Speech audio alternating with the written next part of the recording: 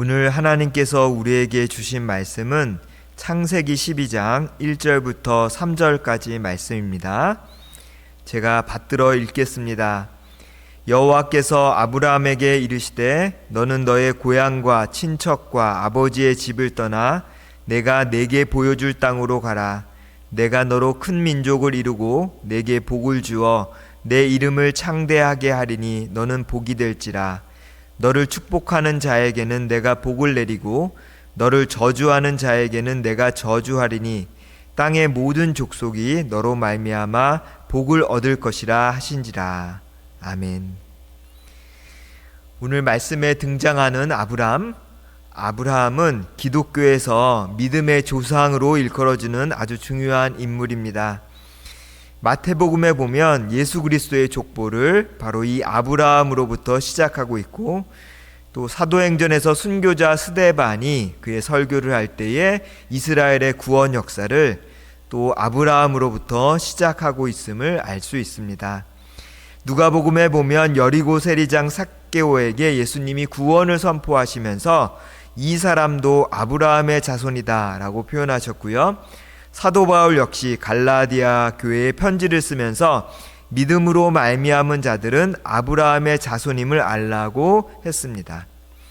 이처럼 영광스러운 지위를 얻게 된 아브라함, 어떻게 해서 하나님의 선택을 받은 걸까요? 성경은 하나님께서 어떤 이유로 아브라함을 택하셨는지에 대해서 사실 침묵하고 있습니다. 다시 말하면 아브라함이 어떤 조건을 가졌기 때문에 하나님이 선택하신 것이 아니라 그냥 하나님이 선택을 하셨다는 것입니다. 우리는 이러한 것을 신학적인 용어로 은혜였다, 주권적인 선택이었다 이렇게 부릅니다. 하나님은 한 사람 아브라함을 주권적으로 택하셔서 큰 민족, 즉 이스라엘의 시조가 되게 하셨습니다. 어느 민족의 시조가 되어서 이름이 널리 알려졌다면 그것은 아주 큰 복이라고 할 것입니다. 저희들도 마찬가지죠. 우리가 하나님의 자녀가 된 것은 우리의 어떠함 때문이 아니라 하나님의 은혜였고 주권적인 선택입니다. 우리가 잘났기 때문도 아니고 한번 예수를 믿으면 목에 칼이 들어와도 끝까지 배교하지 않을 뚝심을 하나님이 이미 알고 계셨기 때문도 아닙니다. 하나님께서 먼저 우리에게 찾아오셔서 예수 그리스도의 사랑을 알게 하신 덕분입니다. 그런데 오늘 말씀은 하나님께서 아브라함을 택하시고 복 주신 이유에 대해 다른 접근을 하고 있습니다. 우리는 이 창세기 12장 1절부터 3절 말씀을 읽을 때에 어떻게 하면 나도 아브라함처럼 복을 받을 수 있을까? 약속을 받을 수 있을까? 하면서 말씀을 읽습니다. 하지만 이 창세기 12장은요, 하나님께서 왜 아브라함에게 복을 주셨을까? 그 이유에 대해 설명하고 있는 내용입니다. 하나님은 왜 아무 조건도 없이 아브라함에게 복을 주셨을까요? 그것은 하나님의 크신 계획이 있기 때문입니다. 그 계획이 뭐냐면 땅의 모든 민족이 복을 받게 하는 것입니다. 하나님께서 아브라함을 택하신 이유는요, 아브라함만 특별히 사랑하셔서도 아니고 또 아브라함의 자손인 유대인만을 특별히 사랑해서가 아니라는 것입니다. 하나님께서 아브라함을 택하신 이유는 한 사람을 통해 새로운 민족을 이루고 그 민족 가운데서 메시아, 즉 그리스도를 보내셔서 모든 민족을 구원하기 위함입니다. 이것은 아담의 타락 이후에 계속된 인간의 실패들, 예를 들어서 노아 시절의 대홍수 심판이나 바벨탑 등에 대한 하나님의 해결책입니다. 우리도 마찬가지입니다. 하나님께서 나를 하나님 나라의 백성으로 삼아주셨는데 그 이유는 나 혼자 예수 믿고 하나님 나라에 들어가서 잘 살아라 하는 것이 아니라는 것입니다. 아무 조건 없이 영생의 복을 받게 됐으니까 감사하며 하나님께 예배만 드리면 되겠다 하는 것이 아니라는 것입니다. 나를 통해서 다른 사람들도 하나님의 복을 받게 하는데 그 이유가 있다는 것입니다. 사실 유대인들은 자신들이 아브라함의 자손이라 불리면서 선민의식에 빠져 있었습니다. 즉 하나님께서 자신들을 선택하셔서 자신들만이 하나님의 뜻을 실현할 수 있는, 그래서 구원받을 수 있는 민족이라고 생각했습니다. 그래서 이방인들은 아무리 애써봐야 그저 지옥의 땔감에 불과할 정도의 사람들이라고 생각했었습니다. 그런 유대교를 생각해 본다면, 유대인의 선민의식을 생각해 본다면 성경의 가장 앞에 있는 이 창세기 12장이 얼마나 중요한 하나님의 말씀인지, 또 하나님이 처음부터 계획하신 말씀인지를 잘 알려주는 것입니다. 어떻게 보면 이 성경 전체가 하나님께서 아브라함에게 주신 이 오늘의 말씀, 그 복, 언약을 어떻게 성취했는가를 계속해서 설명해 놓고 있는 책이 바로 이 성경이라고 할 수 있다는 것입니다. 하나님께서는 아브라함을 택하신 이후에 그의 아들 이삭을 통해서 후손을 낳게 하셨고 히브리 민족이라는 큰 민족을 이루게 하셨습니다. 히브리 민족, 즉 이스라엘 백성을 통해서 이집트와 주변 민족들에게 하나님의 위대하심을 나타내셨고, 또 하나님께 회개하는 여러 민족들에게 용서를 베푸셨습니다. 다윗의 자손이며 하나님의 아들인 예수 그리스도를 통해서 모든 민족들이 아브라함의 자손이 될 수 있는 복을 허락해 주셨습니다. 그 복을 지금 우리도 누리고 있는 것입니다. 이처럼 하나님은 아브라함을 택하셨을 때부터 모든 민족을 향한 구원 계획을 가지고 계셨습니다. 땅의 모든 민족이 너로 말미암아 복을 얻을 것이라 라는 창세기 12장 3절 말씀, 이 언약 말씀은 아브라함에게 주신 복, 너로 하여금 큰 민족을 이룰 것이고 내 이름을 창대하게 하리라 하는 아주 그 핵심 메시지의 끄트머리에 잠깐 나오는 그런 말씀이 아니라는 것입니다. 오히려 거꾸로 이 말씀이 아브라함에게 허락해 주신 복, 언약의 핵심이라는 것입니다. 그래서 이 말씀이 너무나 중요하기 때문에 창세기에서 계속해서 4번이나 언급되고 있습니다.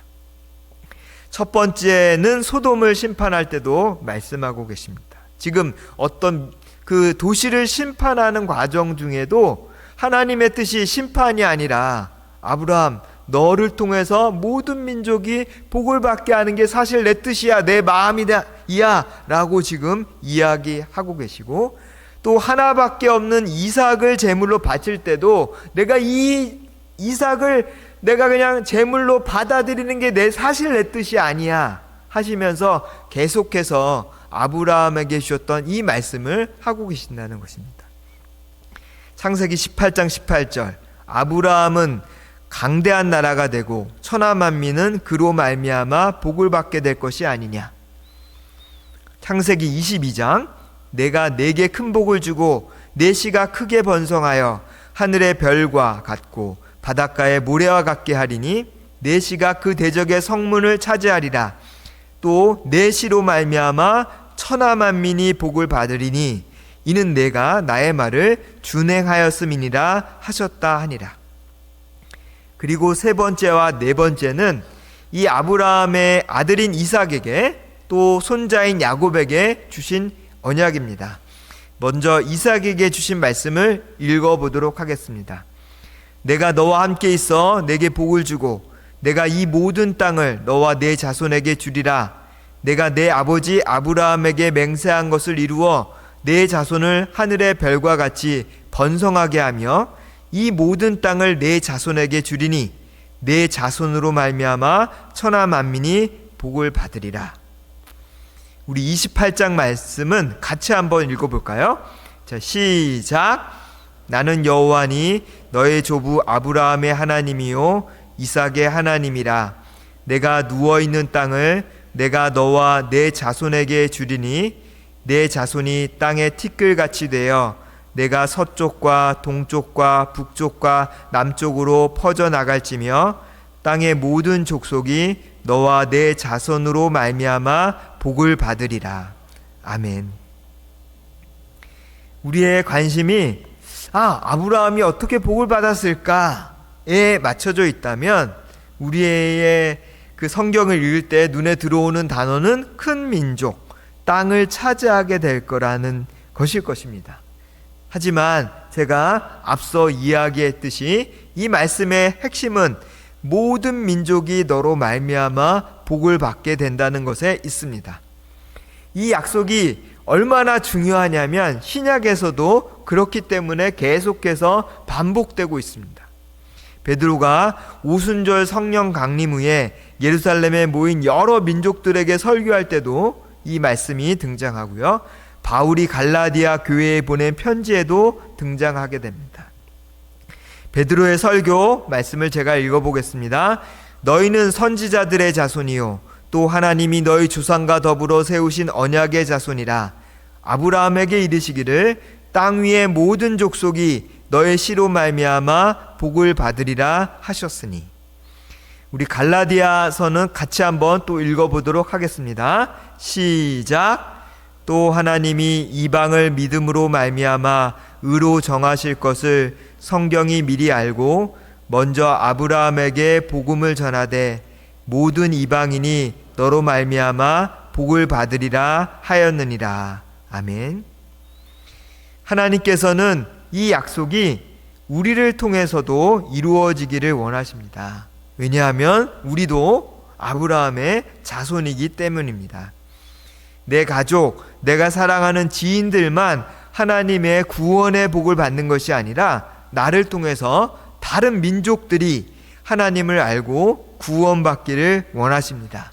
이것이 하나님이 우리를 부르시고 택하신 이유라고 성경은 계속해서 이야기하고 계십니다. 오늘 이 자리에 5월에 필리핀에 또 6월에 키르기스탄으로 선교여행을 떠나는 분이 오셨는지 잘 모르겠습니다. 제가 원고를 제출할 때만 하더라도 목사님 상의가 나지 않아서 당연히 오실 거라고 생각했는데 많은 분들이 오늘 장례식장에 가셔서 혹시 지금 여기 현재 그 5월이나 6월에 선교여행을 가시는 분이 계실까요? 네, 감사합니다. 예. 오늘 적게 오셨지만 대표로 생각하시고 말씀을 받으시면 좋겠습니다. 우리 집사님, 권사님들이 이번 선교여행을 통해서 정말 하나님께서 여러분을 택하시고 복 주신 이유를 깨닫는 시간이 되기를 주님의 이름으로 축원합니다. 또 가시지 않는 분들은 그럼 나는 해당 사항이 없느냐? 그렇지 않습니다. 사실 우리는 그 어떤 세대보다도 지구촌이라 불리는 글로벌한 시대를 살고 있습니다. 세계 곳곳을 왕래하기가 매우 쉬워졌고요. 또 직접 가지 않더라도 인터넷을 통해 서로 연결되어 있습니다. 심지어 비행기를 타지 않더라도 우리 앞마당에 이미 여러 민족들이 와 있습니다. 저는 한국에 와 있는 외국인 유학생들을 돕고 있는데요. 제가 현재 정기적으로 교제하면서 돕고 있는 학생들의 국적이 가깝게는 필리핀, 베트남 있고요. 멀리는 유럽의 이탈리아, 더 멀리는 남미의 콜롬비아 학생도 제가 만나고 있습니다. 심지어 스페인어, 영어 전혀 필요 없이 한국말로도 충분히 대화가 가능하고 신앙적인 대화가 가능한 외국인들입니다. 또 제가 만나본 이 유학생들의 종교를 살펴보면 이슬람도 있었고요. 힌두, 불교, 가톨릭, 무신론자까지 아주 다양한 학생들을 오늘 우리 앞마당에서 만나볼 수가 있었습니다. 이제 더 이상 선교사로 불리는 특별한 사람만이 선교하는 시대가 아닙니다.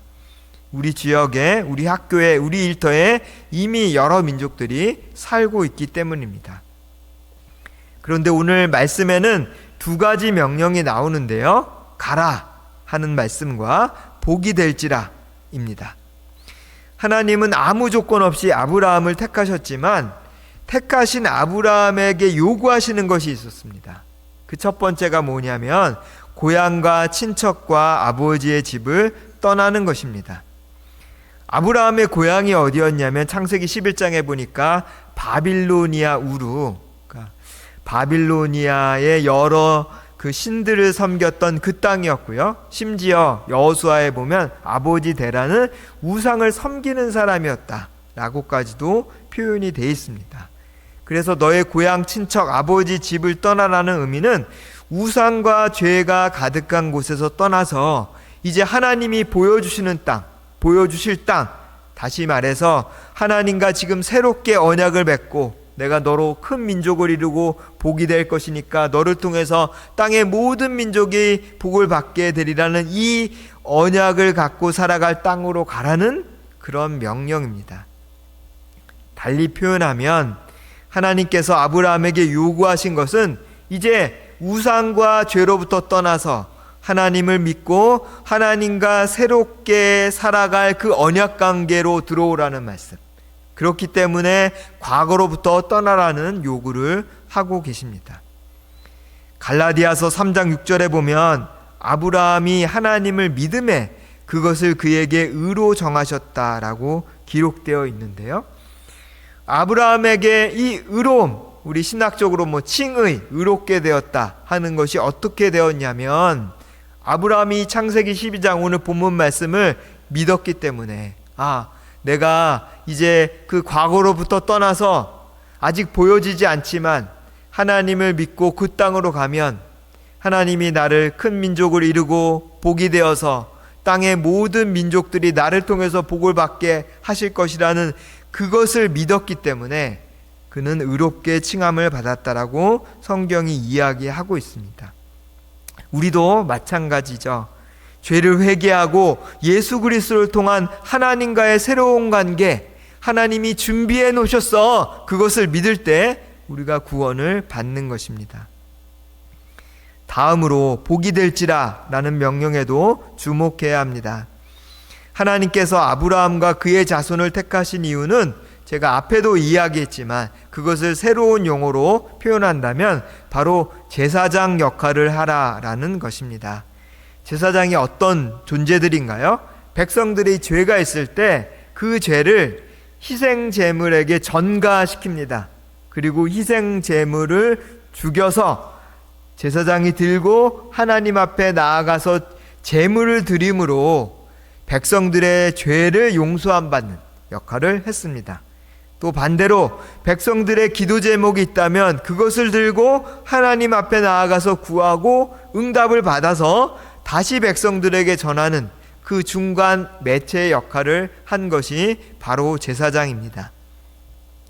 이집트 탈출을 통해서 이스라엘이라는 이 자부심, 하나님의 특별하신 인도하심에 들떠 있었던 이스라엘에게 하나님이 기대하셨던 것은 그래, 너희는 이제 내가 선택한 나의 선민이야.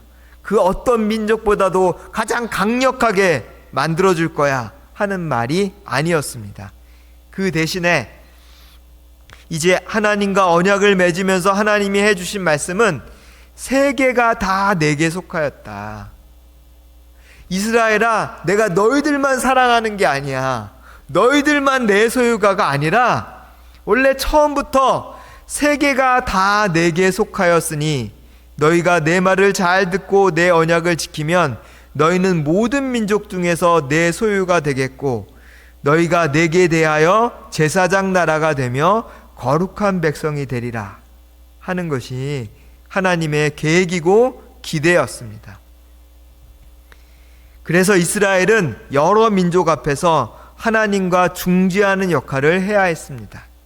그런데 이 사명이 이스라엘뿐만 아니라 우리에게도 동일하게 주어졌다는 것입니다. 베드로는 말합니다. 그러나 너희는 택하신 족속이요 왕 같은 제사장들이요 거룩한 나라요 그의 소유가 된 백성이니 이는 너희를 어두운 데서 불러내어 그의 기이한 빛에 들어가게 하신 이의 아름다운 덕을 선포하게 하려 하심이라. 출애굽기에 있는 말씀을 베드로가 그대로 인용하면서 자기의 표현으로 말했음을 우리가 충분히 알 수 있지 않습니까? 베드로가 지금 이 예수 그리스도를 믿고 있는 교회를 향해서 주신 말씀인데 이스라엘에게 하나님이 주신 말씀과 동일한 말씀을 하고 계신다는 것입니다. 우리는 하나님께서 택하신 사람들입니다. 왕 같은 제사장들입니다. 우리는 하나님의 백성입니다. 우리는 어둠과 죄의 권세로부터 해방되어서 새로운 피조물이 된 사람들입니다. 우리를 이렇게 택하신 이유는 계속 이야기하지만 우리만 사랑하셔서가 아니라 하나님의 아름다운 덕을 창세기 표현에 의하면 하나님의 구원의 복을 선전하기 위함이라는 것입니다. 그래서 우리는 이제 사람들에게 하나님의 복이 되는 존재가 되어야 합니다. 특별히 하나님과 원수된 사람들에게 하나님의 화해의 메시지, 너희는 하나님과 화목하라는 이 화해의 메시지를 전하는 자가 되어야 합니다. 오늘 예배를 드리는 성도님들, 특별히 또 저희 교회가 또 필리핀으로, 키르기즈스탄으로 또 중앙아시아를 품고 함께 또 동참하고 기도하는 그러한 교회로서 또 이 말씀을 붙잡으면서 계속해서 우리가 이 하나님의 화해의 메시지를 전하는 제사장임을 또 기억하고 나가는 그런 성도 여러분들이 되셨으면 합니다. 기도하시겠습니다. 하나님, 우리를 택해 주셔서 감사합니다. 아무 조건 없이 우리를 택해 주셨습니다. 아마 조건이 있었다면 저희들은 그 조건에 해당되지도 못하는 존재들이었을 것 같습니다. 그런데 우리를 택하셔서 제사장 삼아주시고 복으로 삼아주셔서 감사합니다. 오늘 말씀처럼 이제 이 복이 나만 누리라고 하는 것이 아니라 내 주변의 가족들, 또 지인들, 심지어 땅의 모든 민족들에게 나누라고 하신 말씀임을 알고 순종하는 저희 교회 또 저희 성도들 되게 해 주십시오. 예수님 이름으로 기도드렸습니다. 아멘.